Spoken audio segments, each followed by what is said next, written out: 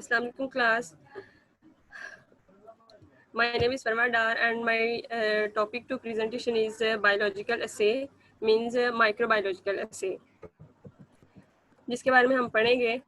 और बायोलॉजिकल असे या माइक्रोबायोलॉजिकल असे हम बेसिकली करते हैं टू टेस्ट द एंटीबायोटिक्स या एंटीबायोटिक के बारे में जानने के लिए कि वो कितनी कंसंट्रेशन तक एफिशिएंट है माइक्रो ऑर्गेनिजम्स को किल करने के लिए, उनकी ग्रोथ को इनहिबिट करने के लिए। तो असे में बेसिकली हम ये डिटर्मिन करते हैं, जैसे मैंने अभी बताया कि असे में हम डिटर्मिन करते हैं एंटीबायोटिक की एक्टिविटी को, ठीक है, या उसकी जो एफिशिएंसी है उसको हम जो है ना वो स्टडी करते हैं। तो माइक्रोबायोलॉजिकल असे में हम एंटीबायोटिक की एक्टिविटी को स्टडी करते हैं अगेंस्ट द माइक्रो ऑर्गेनिजम्स के को कितनी कंसंट्रेशन तक माइक्रो ऑर्गेनिजम्स को किल करती हैं, कैसे कितनी कंसंट्रेशन उनकी ग्रोथ को इनहिबिट करती है, ठीक है। तो से बेसिकली किया है इस चीज़ को लिए जाता है कि वो एंटीबायोटिक्स जिनकी एक्टिविटी हमें नाउन नहीं है, जिनकी किस कंसंट्रेशन तक वो क्या एफिशिएंसी दिखाएंगी या क्या परफॉर्मेंस दिखाएंगी जो कि हमें नाउन नहीं है, उनको डिटरमिन करने के लिए हम असे परफॉर्म करते हैं, जिसमें हम उनका कंपैरिजन करते हैं विद दैट एंटीबायोटिक जिनकी जो कंसंट्रेशन किस कंसंट्रेशन में वो क्या इफेक्ट करेंगे वो हमें नाउन होती है, ठीक है। वो हम कंपैरिजन करते हैं और ये सारी चीज़ें जो है वो असे में की जाती हैं। और एंटीबायोटिक का असे करने के लिए हमने जो है ना वो डिफरेंट जो है ना वो मेथड्स जो है वो यूज़ करते हैं, जो कि बनाए गए, जिसमें हम ये असे करने के लिए वो हम यूज़ करते हैं, जिसका मैं आज एक्सप्लेन करूँगी। तो असे के बारे में आपको पता चल गया है कि वो क्या होता है। और असे करने के लिए यानी एंटीबायोटिक की पोटेंसी, उनकी एफिशिएंसी, ये देखने के लिए हम डिफरेंट जो है ना वो मेथड्स करेंगे, जो कि केमिकल हो सकते हैं, फिजिकल हो सकते हैं एंड बायोलॉजिकल हो सकते हैं। और ऐसा करने के लिए हमने क्या करना होता है, कंपैरिजन करना होता है। किसके दरमियान कंपैरिजन करना होता है, हमने एक उस मेथड से हमें जो एंटीबायोटिक है उसकी जो एफिशिएंसी है वो नाउन होती है कि एक रेफरेंस मटेरियल होता है, ठीक है, वो उस ऑर्गेनिज्म की जो ग्रोथ है, ठीक है, या उसको किलिंग करने में क्या इफेक्ट रखता है, ठीक है। एक इस चीज़ का कंपैरिजन करते हैं हम उस एंटीबायोटिक के साथ जो जिसके बारे में हमें कुछ भी पता नहीं है, जिसके बारे में हम नाउन नहीं है, उसके साथ हम कंपैरिजन करेंगे उसकी एक्टिविटीज़ को देख के। और दूसरा एक मेथड ये है कि हम टेस्ट यानी कि हम डाइल्यूशन टेस्ट परफॉर्म करते हैं, यानी सब्सटेंस की डाइल्यूशन कर करके या कितनी डाइल्यूशन पे या कितनी सैचुरेटेड कंसंट्रेशन पे वो क्या परफॉर्मेंस देगा। वो स्टैंडर्ड एंटीबायोटिक होती है जिसके बारे में हमें नाउन होता है, ठीक है। और उसका फिर हम कंपैरिजन करते हैं उस एंटीबायोटिक की डाइल्यूशन करके, उस एंटीबायोटिक या उस टेस्ट सब्सटेंस की डाइल्यूशन करके जिसके बारे में हम नाउन नहीं है, उन दोनों की डाइल्यूशन पे वो किस डाइल्यूशन पे क्या अपना मतलब कि रिस्पॉन्स दे रहा है या किस तरह की एफिशिएंसी परफॉर्म कर रहा है, वो नाउन और अननाउन दोनों के दरमियान कंपैरिजन करके अननाउन वाले के बारे में हम रिजल्ट फाइंड आउट करते हैं। और ये जो रिजल्ट्स हैं जो वो देते हैं, यानी ये जो दो मेथड हमने ऊपर यानी कि मैंने बताया है, एक रेफरेंस मटेरियल जिसमें हम डायरेक्टली जो है ना वो मटेरियल को यूज़ करते हैं, और एक डायल्यूशन करके चेक करते हैं। तो उनका रिस्पॉन्स किस तरह हम देखते हैं या रिजल्ट हमें अपना किस तरह मिलेगा कि हम क्या मेजरमेंट करते हैं कि जो रेफरेंस मटेरियल जहाँ पे हमने यूज़ किया है वहाँ पे हम देखेंगे डिफ्यूजन कि वो उसमें ना वो जो पैट्री प्लेट्स होती हैं, जो हमारा एगर मीडियम होता है, उसमें मुख्तलिफ जोन्स बनते हैं जिनको हम जो है ना वो मेजर करते हैं। जिसका जितना ज़्यादा जोन होगा, जितनी कंसंट्रेशन का ज़्यादा, जिस कंसंट्रेशन का ज़्यादा बड़ा जोन होगा, कम जोन होगा, उससे हमें पता चलता है कि ये कितनी इफेक्टिव है, ठीक है। और जो डाइल्यूशन टेस्ट है उसमें हम टर्बिडिटी देखते हैं। जिस टेस्ट ट्यूब में टर्बिडिटी ज़्यादा होती है उसका मतलब ये है कि वहाँ पे जो बैक्टीरिया की अमाउंट ज़्यादा है और जो एंटीबायोटिक है वो लेस एफिशिएंट है, ठीक है। और जहाँ पे जो टर्बिडिटी है वो लेस होती है उसका मतलब ये होता है कि वहाँ पे एंटीबायोटिक ने अच्छी परफॉर्मेंस दी है।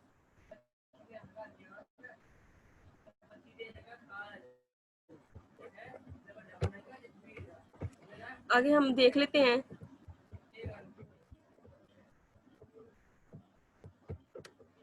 कि हमारे पास कौन कौन से मेथड्स हैं असे करने के लिए। वैसे तो वेरियस मेथड हैं, ये एक बड़ा ही वास्ट टॉपिक है और बहुत से वेज हैं एंटीबायोटिक के असे करने के लिए। जो मोस्ट कॉमन मेथड्स हैं वो यहाँ पे डिस्कस करूँगी मैं, जिसमें से फर्स्ट मेथड आ जाता है केमिकल असे। केमिकल असे इसमें क्या होता है कि केमिकल असे में जो एंटीबायोटिक होती है वो प्योर केमिकल फॉर्म में होती है, ठीक है। और उसकी जो कंसंट्रेशन होती है कि इतनी फलां कंसंट्रेशन जो है इसकी जो फलां स्पेसिमेन के अगेंस्ट जो है वो इफेक्टिव हुई है, या इतनी कंसंट्रेशन इसकी हम इस स्पेसिमेन के अगेंस्ट यूज की तो इसने अपना असर दिखाया है, ठीक है। तो वो जो कंसंट्रेशन है उसको हम एक्सप्रेस करते हैं माइक्रोग्राम्स में, जो कि प्योर केमिकल फॉर्म में होती है, ठीक है। और वो 1 मिलीग्राम स्पेसिमन यानी कि इतने ग्राम जो एंटीबायोटिक कंसंट्रेशन है वो इतने मिलीग्राम स्पेसिमन के अगेंस्ट जो है वो इफेक्टिव है। ठीक है, इस तरह हम इसका एक्सप्रेशन करते हैं केमिकल असे में एंटीबायोटिक का, जो कि प्योर फॉर्म में होती हैं।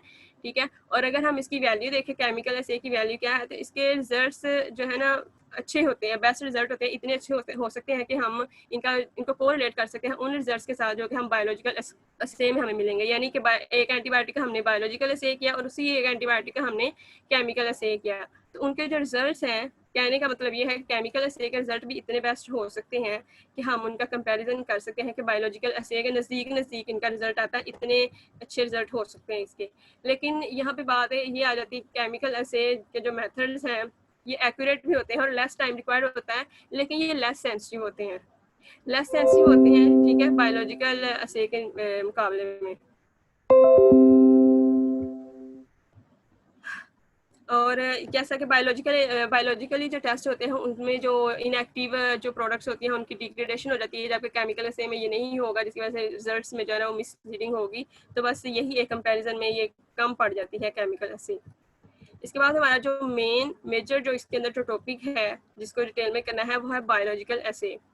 ठीक है, बायोलॉजिकल असे जैसे कि मैंने पीछे बताया कि हमने एक एंटीबायोटिक की पोटेंसी को मतलब मेंशन करना है, जैसे कि हर चीज़ के लिए हम उसको बताते हैं कि ये इतनी कंसंट्रेशन पे ये इफेक्टिव है या इतनी कंसंट्रेशन पे ये जो है ना वो काम करेगी। ठीक है, तो बायोलॉजिकल इसी तरह एंटीबायोटिक के लिए भी यूनिट्स यूज़ किए जाते हैं, जैसे मैंने बताया माइक्रोग्राम, यानी इतने माइक्रोग्राम जो अमाउंट है वो फ्लाम माइक्रो ऑर्गेनिज्म को किल करने के लिए इनफ है ये वो। ठीक है, तो यहाँ पे वो यही बता रहा है कि जो बायोलॉजिकल पोटेंसी है उसको हम एक्सप्रेस करते हैं आइदर इन माइक्रोग्राम्स या अदर यूनिट्स हो सकते हैं, जो कि डिटरमिन करवाते हैं हमें क्या डिटरमिन करवाते हैं कि इतनी अमाउंट जो है वो किलिंग या बैक्टीरियोस्टेसिस के लिए फ्लाम माइक्रो ऑर्गेनिज्म की यानी टेस्ट ऑर्गेनिज्म की जो है उसकी डेथ को काज कर देगी, उसको किल कर देगी, उसकी बैक्टीरियोस्टेसिस कर देगी, इतनी जो है ना वो अमाउंट। ठीक है, जिसको हम यूनिट्स में एक्सप्रेस कर रहे हैं इतनी माइक्रोग्राम्स। ठीक है, और ये जो इतनी माइक्रोग्राम्स कंसंट्रेशन जो हमें पता चल रही है कि इतनी जो है वो फ्लाम टेस्ट ऑर्गेनिज्म के अगेंस्ट इनफ है, ये स्टैंडर्ड प्रेपरेशंस हैं। ठीक है, जो कि under control conditions find out की गई हैं।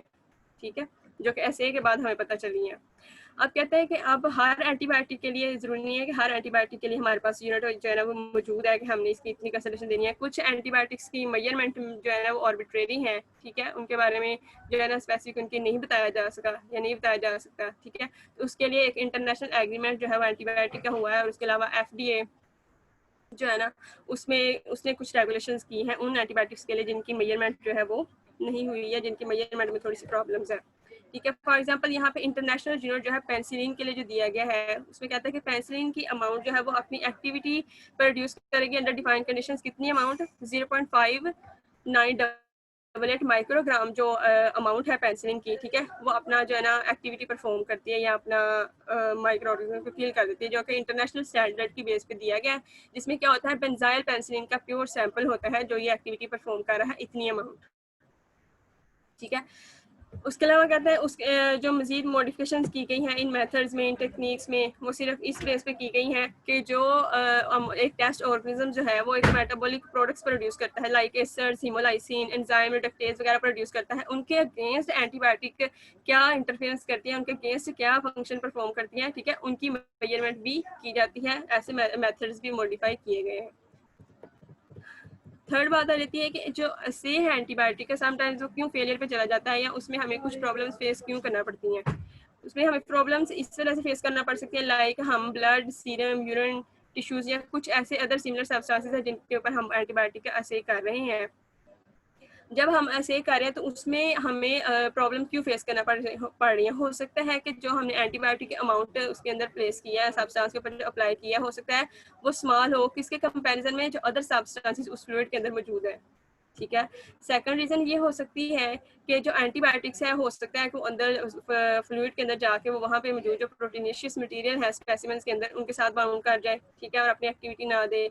और थर्ड ये हो सकती है कि उस फ्लूइड के अंदर वो जो बॉडी फ्लूइड है या जो ब्लड है उसके अंदर कुछ इनहिबिटरी सब्सटेंसेस हो जो उस एंटीबायोटिक को इनहिबिट कर दे और हमारा असर जो है वो सक्सेसफुल ना हो। ये रीजंस हो सकती हैं।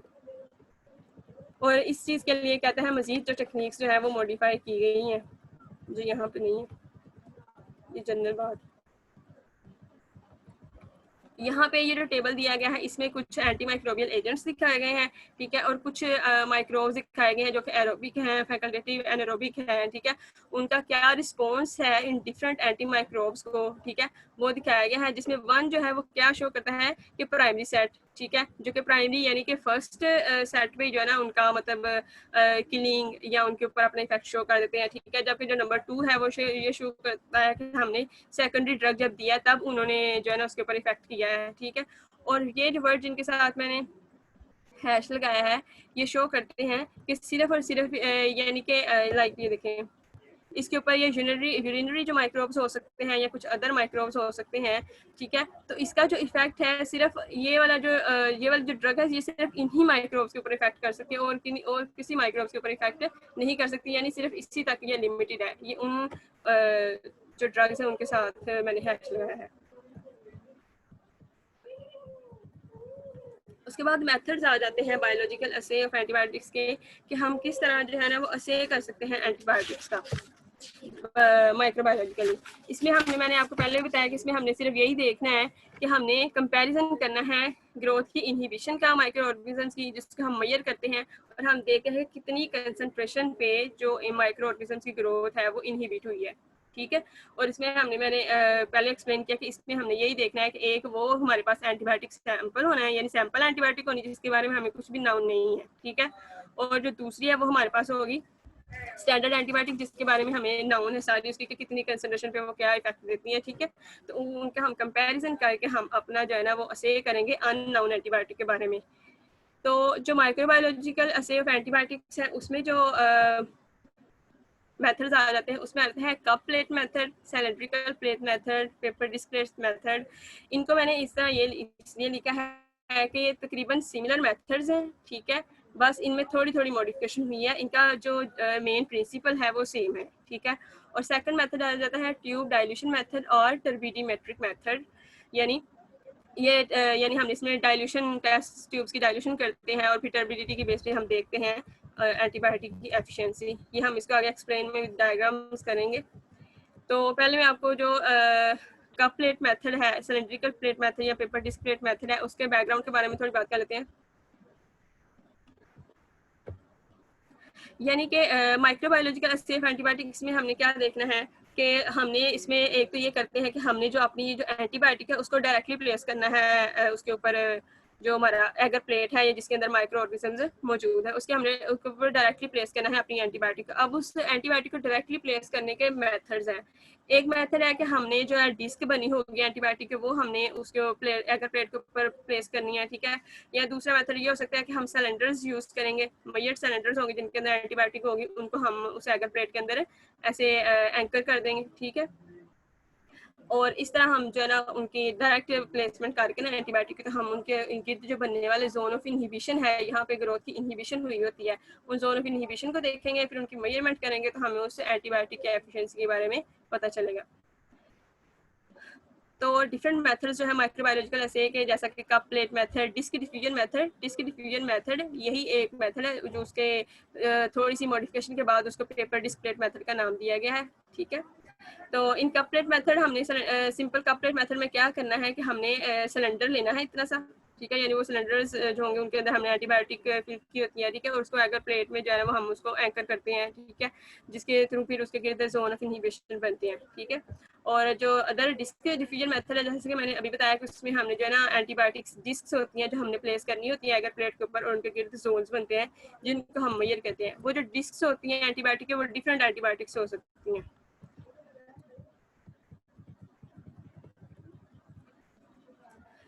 यहाँ पे बताया थोड़ा सा एक रिव्यू दिया है cup plate method disk diffusion method का।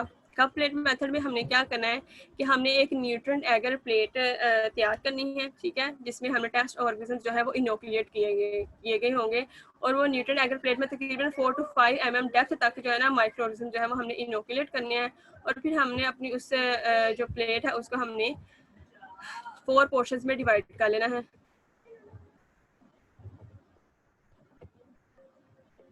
लाइक अगर ये हमारे पास प्लेट है, इसके अंदर हमारे पास एगर मीडियम है और उसके अंदर जो माइक्रो ऑर्गेनिजम्स है वो इनोकुलेट हुए हैं तकरीबन 4 to 5 mm डेप्थ तक।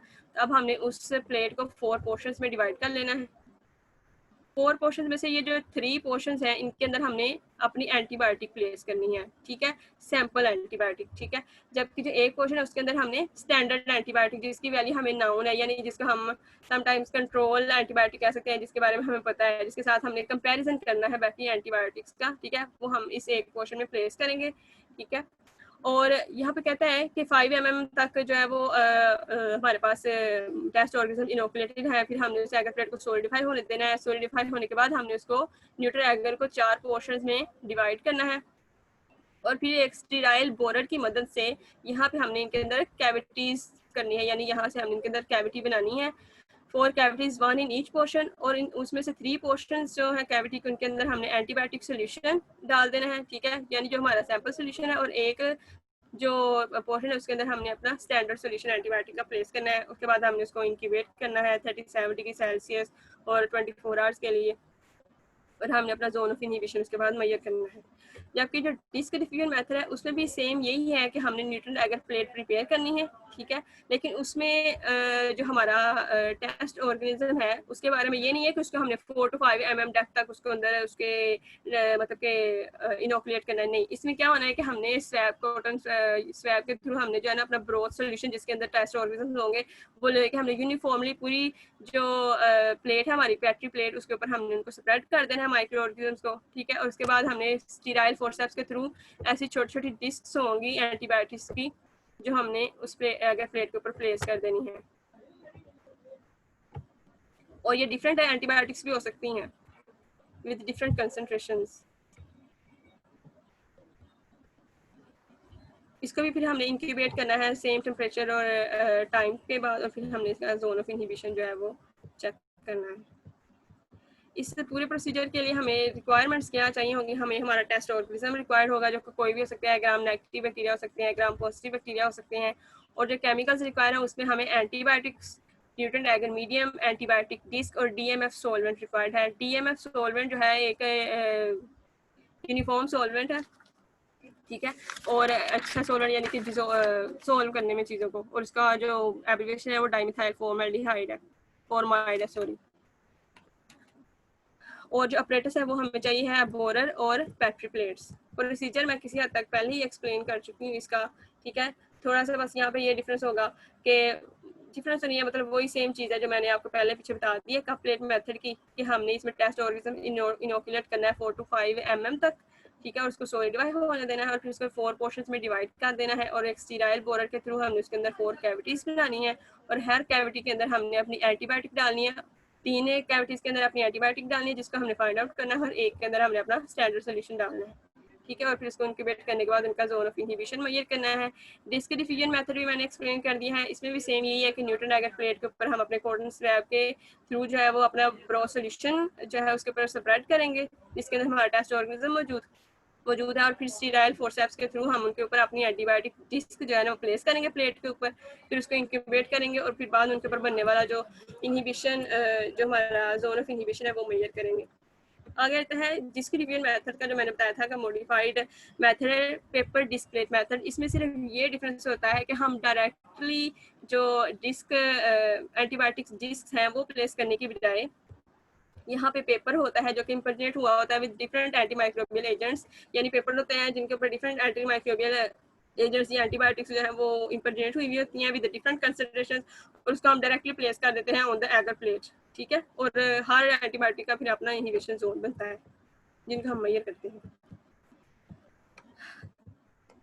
ये है जिसकी मैंने आपको बताया कि वो सिलेंडर जो यूज़ करते हैं जिसके अंदर हम अपनी एंटीबायोटिक प्लेस करते हैं, ठीक है। ये जो नीचे हमारी एगर प्लेट है जिसके अंदर हमारे माइक्रो ऑर्गेनिज्म मौजूद है, ये हमने अपने सिलेंडर्स जो है उसके अंदर एंकर किए हैं, और इन सिलेंडर्स के अंदर हम अपनी एंटीबायोटिक जो है वो प्लेस करते हैं, और जिसके बाद इनके गिर्द इनहिबिशन जोन बनते हैं जिनको हम सिलेंड्रिकल मेथड कहते हैं, ठीक है, जिसको कप प्लेट मेथड भी कहा जाता है। ये उसकी उसने डायग्राम दिखाई है आपको सिलेंडर्स के बगैर। सिलेंड्रिकल मेथड है जिसका कप प्लेट मेथड मैंने कहा है, उसके जोन ऑफ इनहिबिशन अब हमने कैसे मेजर करने हैं। यानी कि ये जो हमारा बैटरी प्लेट है, उसके अंदर जो मीडिया है, जिसके अंदर हमारे पास यहाँ पे for example test organism Staphylococcus मौजूद है, यानी ये जो पिंक कलर का सारा मीडिया है उसके अंदर हमारा एगर और साथ में हमारा टेस्ट ऑर्गेनिज्म स्टेफिलोकोकाई दोनों है, उनका मिक्सचर है। ठीक है, और अब हमने क्या किया कि ये जो ग्रीन, येलो, रेड, ये डिफरेंट एंटी माइक्रोबियल एजेंट्स हैं, ठीक है, जो हमने प्लेस किए हैं।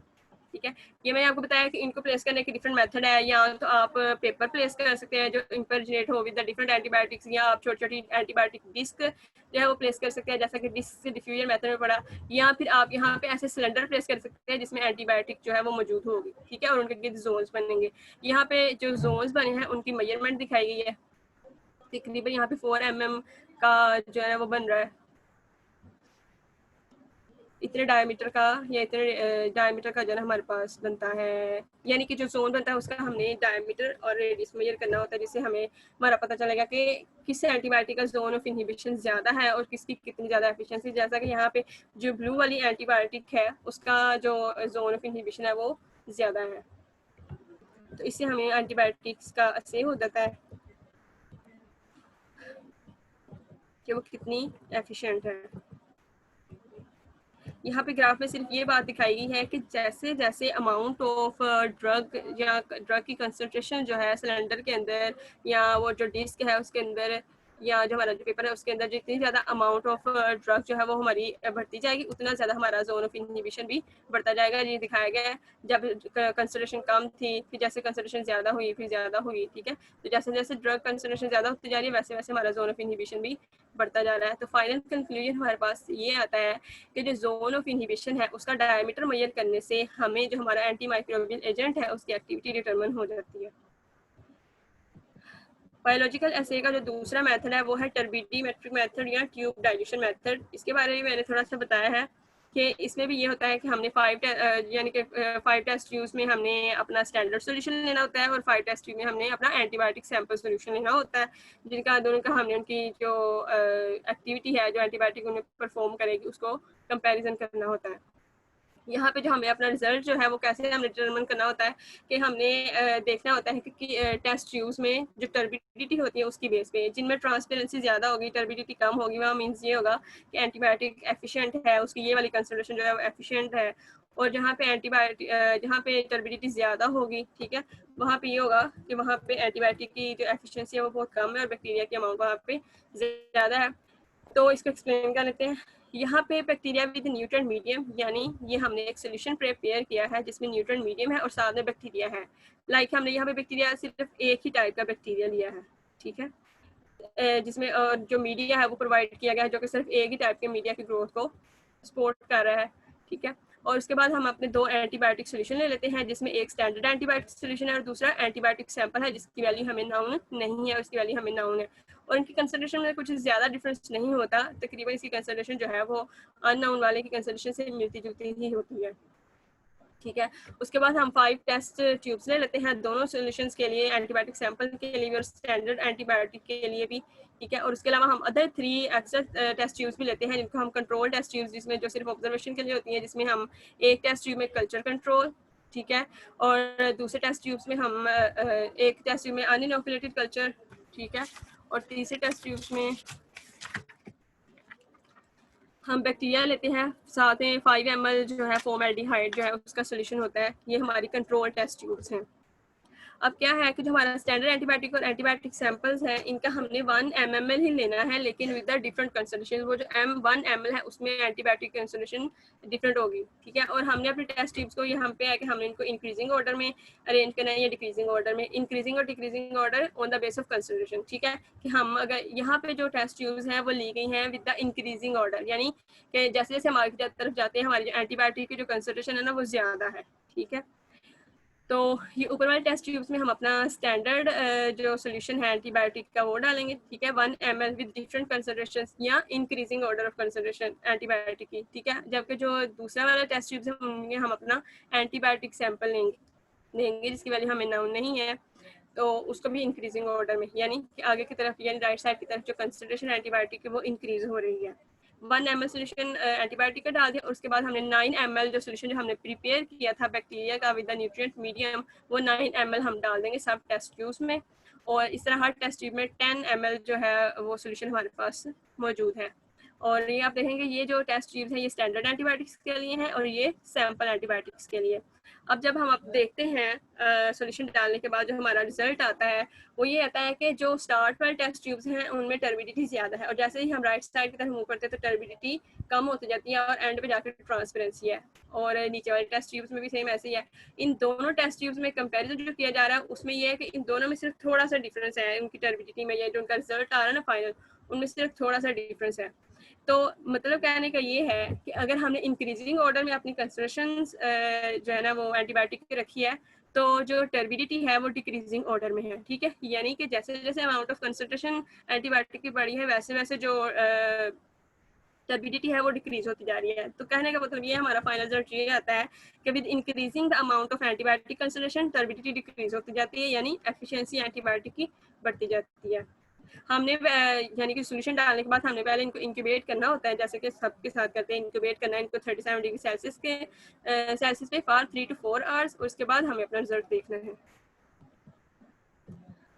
इसके लिए भी ग्राफ है कि जैसे जैसे हम ड्रग की कंसंट्रेशन ट्यूब में बढ़ाते जाएंगे तो डिक्रीज इन ग्रोथ जो है वो होता जाएगा। और डिक्रीज इन ग्रोथ हमें कैसे पता चल रहा है? With the turbidity. जैसे जैसे टर्बिडिटी कम होती जाती है इसका मतलब ये है कि वहाँ पे ग्रोथ की जो है ना वो कमी होती जा रही है, ग्रोथ भी कम होती जा रही है। उसके बाद थर्ड एंड लास्ट मेथड आ जाता है एनालिटिकल असे ऑफ एंटीबायोटिक्स इन माइक्रोब्स। इसमें क्या होता है कि जो हमने जो असे करना होता है वो क्वांटिटेटिव असे करते हैं हम, ठीक है। इसमें एंटीबायोटिक्स के अलावा जो अदर मतलब के सब्सटेंसेस लाइक अमाइनो एसिड्स हो गए, विटामिन्स होंगे, उनका भी जो है ना वो असे किया जाता है। और इसमें ये नहीं देखना होता कि वो जो एंटीबायोटिक है या अमाइनो एसिड जो विटामिन्स हैं जो सब्सटेंस है वो किल ही करेंगे माइक्रो ऑर्गेनिजम्स को या उसको खत्म ही करेंगे। इसमें सिर्फ हमने ये देखना होता है कि उस सब्सटेंस की वजह से जो माइक्रोब्स है उसकी ग्रोथ इंक्रीज हो रही है या डिक्रीज हो रही है, हमने इसमें ये देखना होता है एनालिटिकल असे में। यहाँ पे क्वांटिटी जो होती है ना सब्सटेंस की, विटामिन हो गया, अमाइनो एसिड हो गया, एंटीबायोटिक हो गया, उसकी बेस पे हमने असे करना है और हमने जो माइक्रो ऑर्गेनिज्म है उसकी ग्रोथ के ऊपर उसकी वजह से क्या इफेक्ट आता है वो देखना है। उसके अलावा यहाँ पर ये बात कह रहा है कि जो माइक्रोबायोलॉजिकल मेथड्स हैं वो रूटीनली एम्प्लॉय किए जाते हैं, और जो एंटीबायोटिक्स की जो पोटेंसी है वो हम उनकी डेवलपमेंटल स्टेज में किसी भी हर स्टेज पे समझ लें मतलब की जाती है। ऐसे ही किया जाता है एंटीबायोटिक की पोटेंसी के बारे में, ठीक है। जितनी भी इसकी डेवलपमेंटल स्टेज होती हैं लाइक फर्मेंटेशन स्टेज पे से, एक्सट्रैक्शन पे, इन विट्रो स्टडीज़ में से, इन विवो स्टडीज़ में, फार्माकोलॉजी में, यानी जितने भी उसकी स्टेजेस आएंगी उसकी डेवलपमेंट की, उसकी क्रूड फॉर्म से उसकी फिनिश प्रोडक्ट तक लाने में उसे, ठीक है, उन सब स्टेजेस पे जो एंटीबायोटिक्स हैं उनका से किया जाता है। तो जैसे कि मैंने बात की कि हमने क्वांटिटेटिव असे करना है सब्सटेंसेस का जिसमें अमाइनो एसिड, विटामिन, एंटीबायोटिक भी आ जाती हैं, ठीक है। उसमें हमने मेजर करना है कि वो ग्रोथ को किस हद तक जो है ना वो इफेक्ट करती हैं, ठीक है।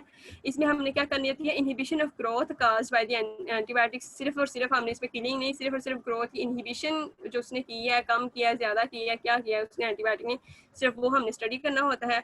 और ये जो है इनहिबिशन ऑफ ग्रोथ ये डिपेंड करती है या प्रोपोर्शन पाया जाता है कि कितनी हद तक इनहिबिशन होगी, डिपेंड करता है अमाउंट ऑफ द ड्रग, ठीक है, कि कितनी हद तक इनहिबिशन होगी वो अमाउंट ऑफ ड्रग पे डिपेंड करता है। ये हमारे पास जो आ जाता है ऐसे जो अदर टाइप ऑफ माइक्रोबायोलॉजिकल असे है उसमें हमने मेजर करना होता है। एक तो इनहिबिशन ऑफ ग्रोथ जिसमें हमने एंटीबायोटिक की बात की, मैंने अदर सब्सटेंसेस विटामिन्स और अमाइनो एसिड्स ऐसे अदर सब्सटेंसेस की बात की जो कि इंक्रीज और डिक्रीज वाला दिखाएंगे कि कितने इफेक्ट रखते हैं, ठीक है। तो इसमें क्या होता है कि हमारा जो मीडियम होता है जिसमें हमने माइक्रो ऑर्गेनिज्म को ग्रो करवा रहे हैं उसमें हमारे पास सारे न्यूट्रिएंट्स मौजूद होते हैं, सिवाय हम कुछ ऐसे न्यूट्रिएंट्स जो है वो उसमें प्रोवाइड नहीं करते जो कि उसकी ग्रोथ के लिए मतलब ज़रूरी है, यानी जो कि लिमिटिंग फैक्टर एक्ट कर सकते हैं वहाँ पे, ठीक है। तो फॉर एग्जांपल यहाँ पे हम जो है ना वो न्यूट्रिएंट में कोई विटामिन वगैरह, अमीनो एसिड वगैरह जो है ना वो मिस कर सकते हैं, ठीक है, जिसकी बेस पे हम फिर देखेंगे कि उसकी उस सब्सटेंस का क्या इफेक्ट है उस माइक्रोब्स के ऊपर, ठीक है। फॉर एग्जांपल यहाँ पे लैक्टोबैसिलस एराबिनोसिस है जिसको एक मीडिया प्रोवाइड किया गया जिसमें सारे सब्सटेंसेस मौजूद हैं, ठीक है, जिसको और उसके अलावा हमने इसके अंदर से जो विटामिन नियासिन है ग्रोथ के लिए वो हमने नहीं उसको मतलब प्रोवाइड किया। ठीक है, अगर हम उसके अंदर वो विटामिन नियासिन जो है वो प्रोवाइड नहीं करते उसके मीडियम में तो उसकी ग्रोथ अकर नहीं होती। ठीक है, लेकिन अगर हम उस मीडियम के अंदर जो वो जो सब्सटेंस है नियासिन जो विटामिन है अगर हम उसको ऐड करना शुरू करेंगे, ठीक है, तो वो ग्रोथ उसकी स्टार्ट हो जाएगी, टोटल ग्रोथ हम उसकी ऑब्टेन हो जाएगी। और जो उसकी अगर लिमिट्स के अंदर रहते हुए हम उसकी अमाउंट जो है नियासिन की बढ़ाते जाएंगे तो उसकी ग्रोथ बढ़ती जाएगी। अगर हम उसकी अमाउंट नियासिन की कम करते जाएंगे तो उसकी ग्रोथ डिक्रीज होती जाएगी। तो ये हमने क्वांटिटेटिव असे किया सब्सटेंसेस का on the growth of micro organisms. इसी तरह अगर ये तो हम देख लेते हैं कि मैंने एक एग्जांपल दी, अगर हमारे पास जो नियासिन की अमाउंट है वो अननोन है, ठीक है, जो कि मीडियम के अंदर हम ऐड कर रहे हैं और हम जो टेस्ट है वो जैसा यूजुअल मैनर में हम उसको कैरी आउट कर रहे हैं टेस्ट को जैसा हमने ऊपर परफॉर्म किया है, ठीक है, लेकिन हम जो नियासिन की अमाउंट ऐड कर रहे हैं वो हमारे लिए अननोन है। तो इसके बाद जो हमारे पास जो कर्व आएगी वो स्टैंडर्ड कर्व होगी, ठीक है, जिसकी बेस पे हम जो है नियासिन की अमाउंट अननोन सैंपल की वो एक्स्ट्रापोलेट कर सकते हैं। यानी जो कर्व आ रही है ना फिर उससे हम जो हमारे अननोन नियासिन के अमाउंट है उसको हम एक्स्ट्रापोलेट कर सकते हैं।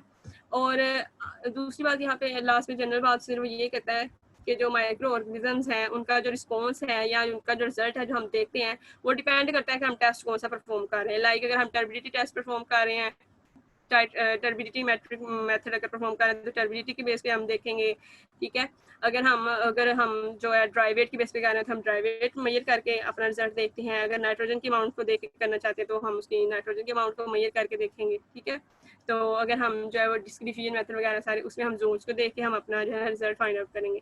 तो ये जो उनका रिस्पॉन्स है कि हमने जो मेजरमेंट करनी है टेस्ट ऑर्गेनिजम्स के रिस्पॉन्स की वो डिपेंड करता है कि हमने टेस्ट कौन सा परफॉर्म किया है, ठीक है। और कुछ ऐसे भी है जिसमें हमने मेजर करनी होती है मेटाबॉलिक एक्टिविटी सच है हमने उनके अंदर मौजूद एसिड और गैस की जो प्रोडक्शन होती है उसको मेजर करके हमने वहाँ पे जो माइक्रो ऑर्गेनिजम्स की जो ग्रोथ है, ठीक है, उसको मेजर करना होता है। तो बहुत से प्रोसीजर ऐसे डेवलप किए गए हैं जो कि bacteria, yeast, fungi, algae and protozoa वगैरह की भी असे में यूज होते हैं, जिसमें से कुछ एग्जांपल यहाँ पे नीचे दी गई हैं। लाइक स्ट्रेप्टोकोकस फिसालिस बैक्टीरिया है जिसमें सेवरल अमाइनो एसिड्स का असे करते हैं। टेट्राहेमिना गैलियस सीलिएट्स है, ठीक है, जिसमें हम फोलिक एसिड्स का असे करते हैं। सैक्रोमाइसिस कार्ल्स बर्जेंसिस जो है इसमें हम पैथोथेनिक एसिड्स का असे करते हैं। और न्यूरोस्पोरा क्रेसा जो कि मोल्ड है इसमें हम बायोटिन सब्सटेंसेस का असे करते हैं। So this is my complete topic. अगर किसी का कोई क्वेश्चन है तो वो पूछ सकते हैं।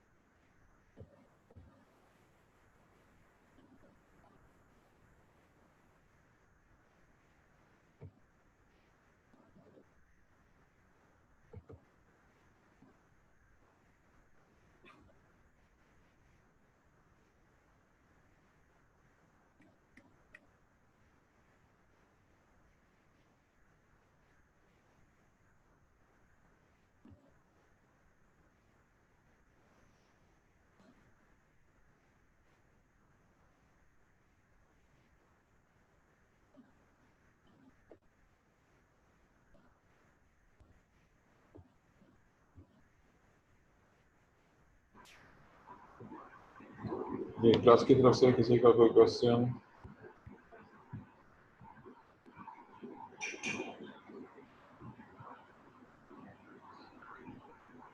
इसको ऑफ ना कीजिएगा भी। क्लास की तरफ से किसी का कोई क्वेश्चन हो क्वेश्चन पूछ सकते हैं जो।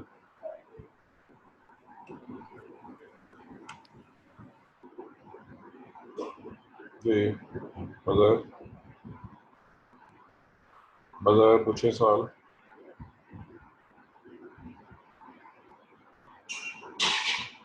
आपकी आवाज नहीं आ रही। हेलो सर, अब आवाज़ आई? अब आ गई। सर मेरा सवाल ये है कि जोन ऑफ इनहिबिशन को फाइंड आउट करके हम कैसे कह सकते हैं कि एंटीबायोटिक्स की इफेक्टिवनेस इतनी है, यानी